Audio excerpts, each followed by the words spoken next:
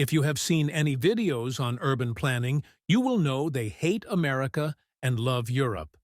And this makes sense when American cities look like this, but European cities look like this. This is because of population development. As you can see in the graph, the United States only had around 6 million people 200 years ago, but now has over 300 million. As you can see, all of Houston's population growth is post-18th century, which is when the car was invented. So they made big highways for people to drive. But Paris, on the other hand, already had 1 million people before the car was even invented. So their city was built for people to walk around or use horses with carriages, which don't need big highways as they can't even go fast enough to warrant traffic lights. Same can be said for New York, Boston, and many other old American cities. This is because we're largely established in colonial times and even had subways built at the start of the 20th century.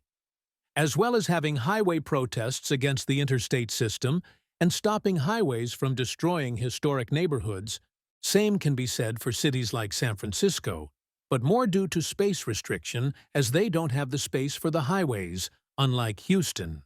This is proven with them having the highest walk scores in the country, which is determined by how necessary a car is, which relates the whole concept of 15-minute cities.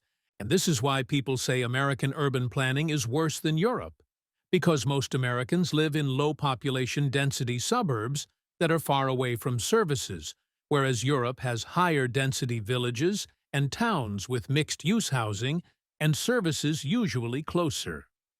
This means a culture where walking and using public transport is more common, which is subjectively better. Next video, I will talk about why it is just America with this bad urbanism and not Asia, South America, Canada, or Australia.